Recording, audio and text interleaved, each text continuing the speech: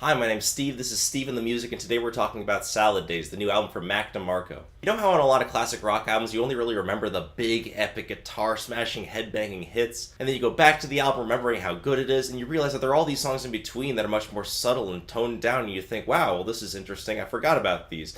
I mean, they're obviously not the artist's strength, but at least they're showing their range. Well, if you ever wanted an entire album of just that, and whatever that means to you, that's how good this album is.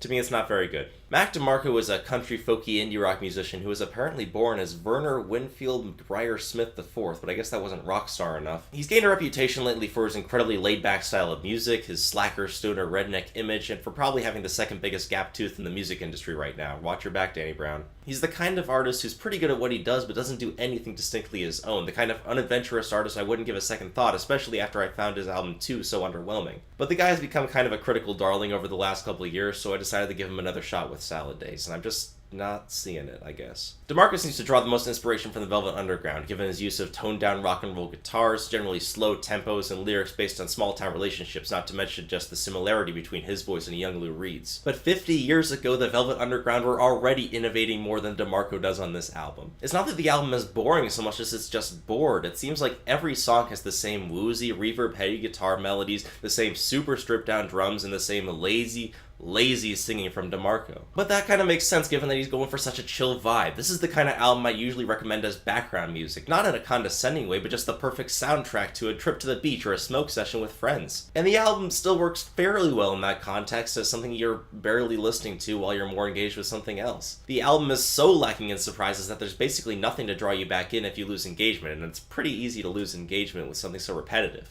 There's an interesting highlight in the middle of the album with the song Passing Out Pieces, which uses more synthesizers to create its bass melodies. That shakes things up, it makes it sound a little bit more contemporary, but then he just repeats the trick later on with Chamber of Reflection anyway, so even that gets uninteresting. When you give the album a closer listen, DeMarco does have a few fun moments in his performance, like the backing vocals on the title track Salad Days. Na na na na na na na na na na.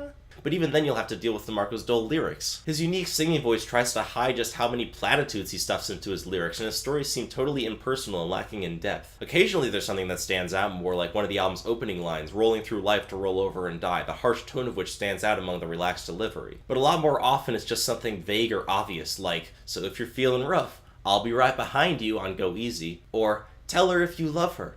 If you really love her, on Let Her Go. Still, the lyrics never get as outright obnoxious as those of a lot of singer-songwriters, so at least DeMarco is better than that. Perhaps his greatest strength is just his lack of competition. Outside of ambient, most of the easy listening out there is either terrible folk or terrible country. So if you want a nice, relaxing, really easy album, Salad Days might do the trick, but just don't expect anything more than that. Salad Days gets a 4 out of 10.